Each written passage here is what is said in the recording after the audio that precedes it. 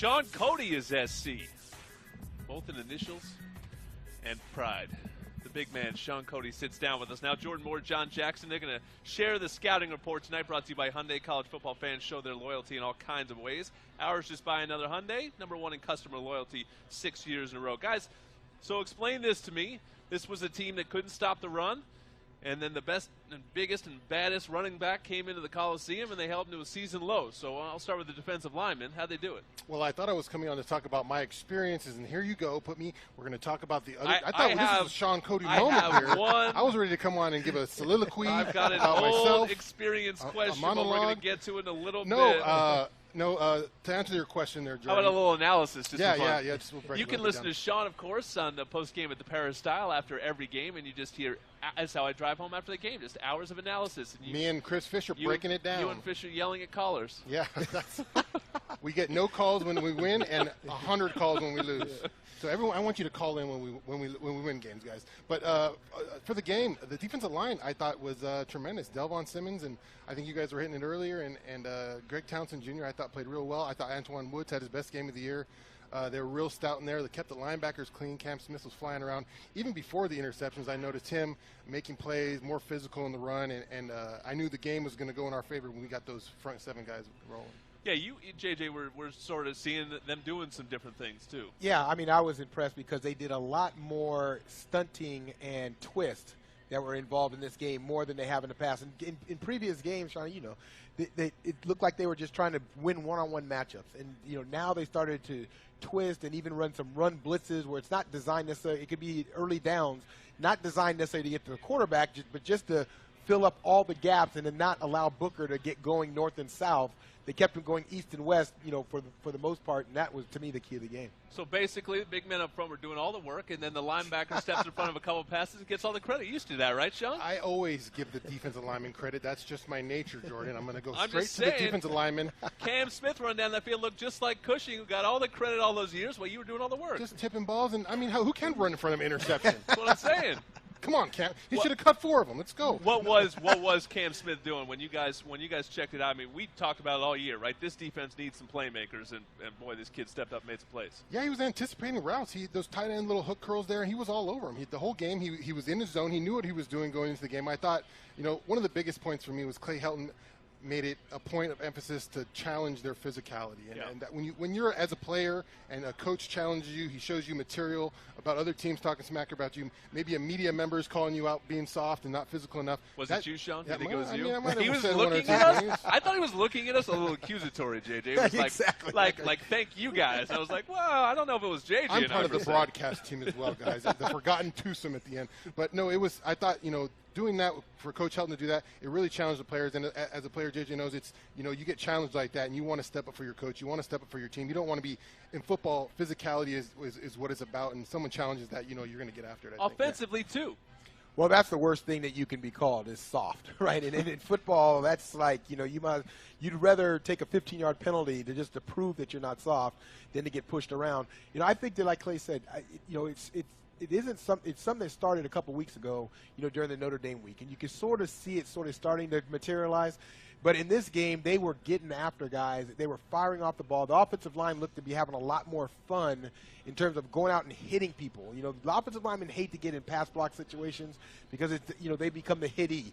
They would rather just go out and strike and become the hitter, and that's what I saw on Saturday is a team that was going after people. And is this who they are going forward, we think? Yes, this is the identity I think SC fans wanted out of their football team. You know, we want a team that can physical in the run game. You know, we're going to keep Cody clean back there. I thought, you know, Khalil Rogers did a wonderful job. My old class there in sociology. We had a class together last semester. He's a great guy, and he works his butt off in the classroom as well. Good job, Khalil. But no, I think the identity. It took a little while for us to find it, right? But I think going into now we're running the ball. Now we're going to the pass. That opens up the play action pass, and that to me that's the identity of this team. It's always been a Trojan thing. You're going to run the ball first, and then it's going to lead to open up that pass game. And hopefully that's what our identity is going forward. I really thought it looked good on Saturday. Well, going forward to the Cal Bears, we're going to talk about USC and Cal coming up in our final segment on Trojans Live. Jordan Moore, John Jackson, and Shaun Cody on Trojans Live, now during the BMW Mission to Drive. Lease a 2015 BMW 320i sedan for as low as $369 a month with zero due at signing. SoCalBMW.com. All right, we'll give you the one softball story time with Shaun here. Back in the day when you roamed these halls and were the BMOC, Cal was your big rival. Actually, the last time USC lost to Cal was when you were You're here. on the field. That was a Fisher great. does the same thing to me. He brings up all these bad stats about my team. But you beat them in a really memorable game in the Coliseum when some guy named Aaron Rodgers couldn't not complete a pass that day until the final drive. So my question was, did you guys have any idea, you played Aaron Rodgers twice in college, that he was Aaron Rodgers? At the time, no, because I thought every time I saw Aaron Rodgers in the NFL, I would always tell him, man, you were completing like 5- and 6-yard passes. And it was like 23 in a row or something like that. He was 10 years ahead of the game in college football. Yeah. And I never thought he would be the Aaron Rodgers is today, but, I mean, hats off to him. He works his butt off. But they had a great team at the time. Was it Forsett or Lynch was on the team? The running backs. They had a run of them. J.J. Arrington. They had a running game. So I remember that's what we focused on when we played Cal at the time with Tedford. It was a zone running game, and that's what we had to stop first and then play action with Aaron Rodgers. Well, this is a completely different Cal team. They're going to chuck it around the park as often as they can. Is this a better or worse matchup? Obviously, a completely different matchup than Utah. Where does USC fit in terms of this matchup? Well, it's a completely opposite in terms of what the Trojans are going to have to defend. And I still think it's going to start and end with the USC defense. You know, they're going to have to play at a high level the rest of the year. There's just no question about it. The offense has been – you know, there's been sometimes they sputtered, but for the most part, you're going to get 30 points out of them, right? The defense just can't give up more than 30 points. That's just where this team, I think, is at. And so with that being said, this becomes a passing game, and now, you know, we talked about or touched on it, and I would expect Adoree to obviously play more defense just because you're going to need him out there a little bit more.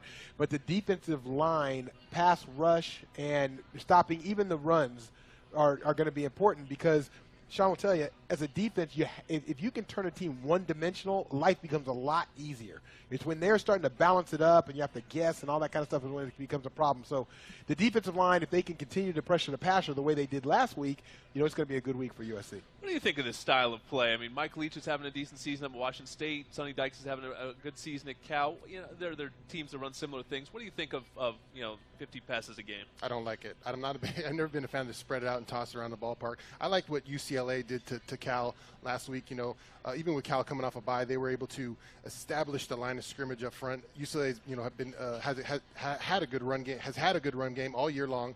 Really, I thought dominated up front, and their defensive line got after him and beat him up front. So that's where I think to me it always kind of breaks down to that. It's how's your offensive line and defensive line going to play against them, and when the team's passing like that, you got to put some pressure on them because Goff can toss it. Lastly, from you guys, any great memories of playing in Strawberry Canyon? What do you think of this as a road atmosphere? You know, we when I played there, I mean, Cal was not. Cal, Wind the clock back. Wind not it back, that far JJ. back. But when I played there, Cal was not, you know, a factor in the Pac-12. I mean, they were a good team, you know, but they were not, you know, not amongst the elite teams. So I've had a lot of success against Cal. I love going back to play against them. They've changed it up a little bit. It's a little renovated now. Oh, the stadium. I felt like you could light a match in that stadium and the whole thing would boom. It was like made of wood. And the locker room was people watching. Oh, the man, seats the locker room was the worst I've ever seen. Oh, so bad. And then we lost that game in triple overtime. So very harsh memories. That's kind of started the rivalry I think we had with Cal. And so it was some harsh memories there, and I didn't like that stadium. Yeah, I was having to dress this close to Mike Patterson, and he was undressing, and I was undressing, and our locker rooms were this big. So those are not fond memories.